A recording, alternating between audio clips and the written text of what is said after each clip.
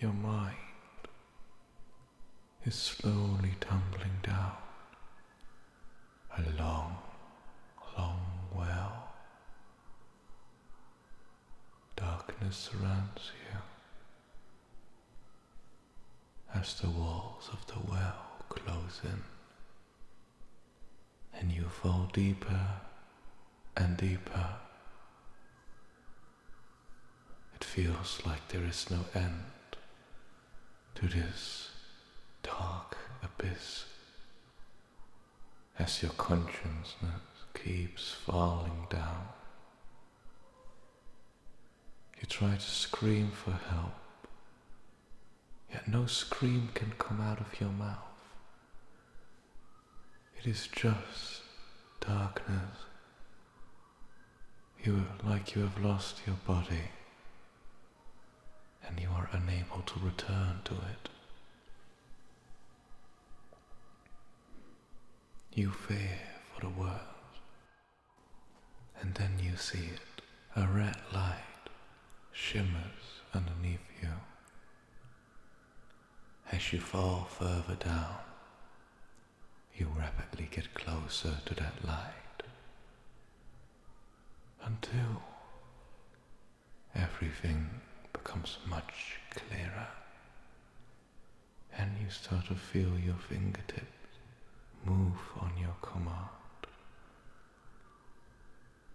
You are yet able to open your eyes or move any large body parts, but the spell that made you lose control has been taken away. Good evening, my dear. It is good to see that you have finally opened your eyes. I was starting to be worried you never opened them again. And with eyes as yours, that would truly be a shame. Well, after you wanted to take a little midnight stroll in those beautiful gardens, it seems you fainted. The wine must have gotten a hold of you. Oh, there is no shame in falling ill from large portions of alcohol, however. Do not worry. I have been in such a situation myself more than once, and I know how awful the day after feels. How are you feeling, my dear? Your neck hurts. And how could that happen? Did you perhaps rest in the wrong position? My dear, I can assure you that you must have dreamt such things. I guarantee you that is not what happened. Bite marks. Let me see. I see no bite marks on your neck, dear. Do you wish me to tell you what exactly happened last night? Perhaps it will refresh your memory a little and allow you to separate dream from reality.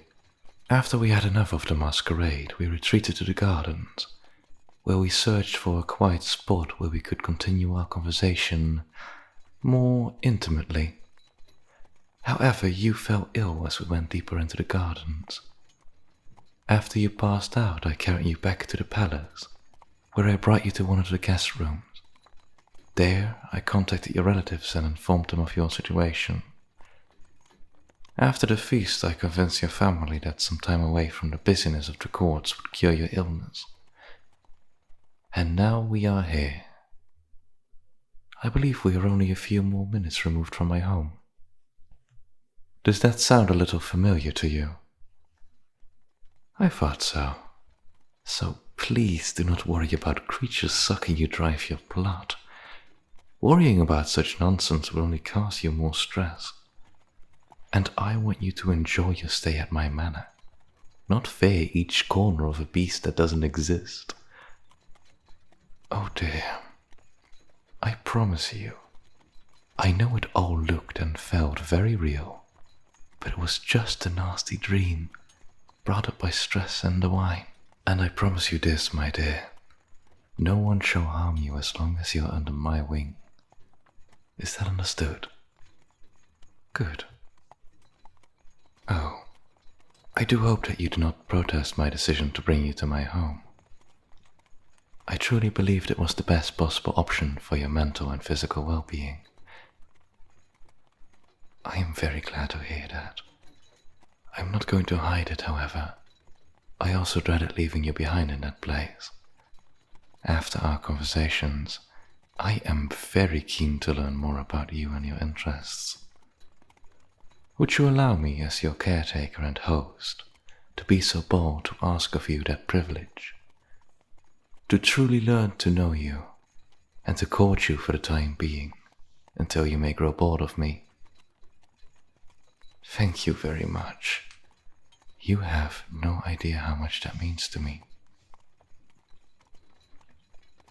Have you ever been this far north, my dear? No? Well, I'm afraid you're not alone in the matter.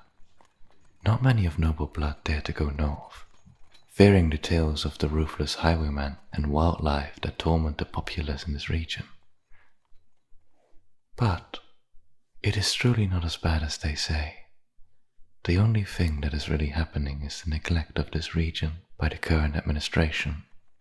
I try to aid the forgotten villages and hamlets wherever I can, but my budget is already strained. Thus, there is only so much I can do. Oh, do not worry, dear. My manor is well protected, even though it is located in a forest. A thick stone wall surrounds the entire premise, and another wall guards the manor and courtyard. Aside, the surrounding forest is quite harmless. Oh, I believe we've just arrived. Welcome to my home, dear. Welcome to my humble manor. It's quite rustic, you could say. Well, it's quite old after all, built many centuries ago. But there's no more secluded place in this land. I don't have much personnel, sadly enough. The ones I do have are a little abnormal, you could say. Oh, I'll explain it later. Don't worry about it. I promise you they won't bite. Now, let me bring your belongings to your quarters.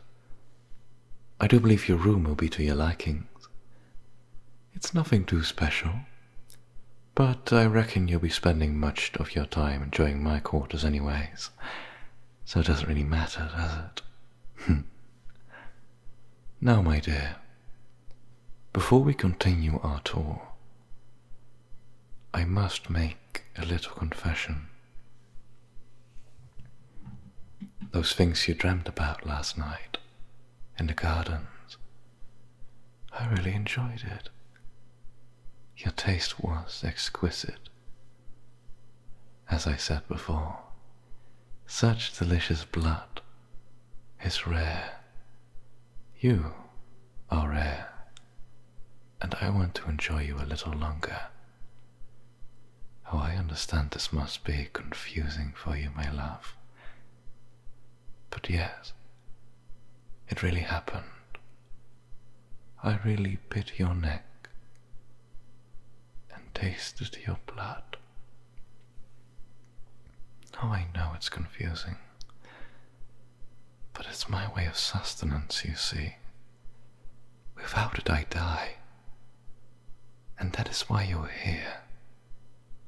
For my survival and for my enjoyment. But that doesn't mean you won't be able to enjoy the time that you have left. I don't just want to take your blood. I can repay you.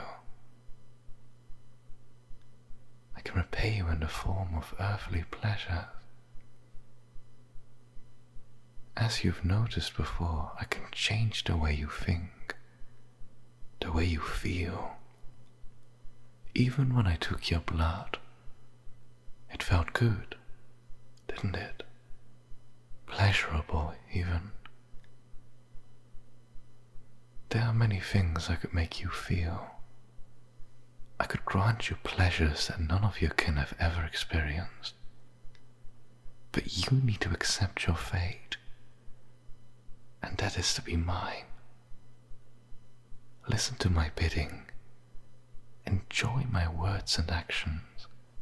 Only then we can both benefit from this experience. If you don't like that, I could also just make your life a living hell. Make every single second of your life feel like you're burning from the inside. Or I could even make you lose consciousness for the rest of your lifetime.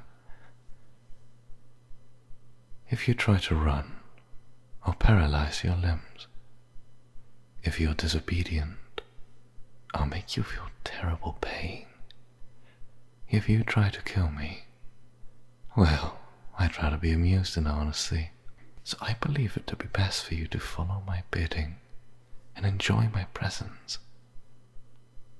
I am no monster, however. I want you to choose how your life will be. Do you want me to make it, well, not to be too literally, but a living hell? Or do you want it to be a pleasurable experience? Something you can enjoy and look forward upon? That's what I like to hear. Now go to your room, my love.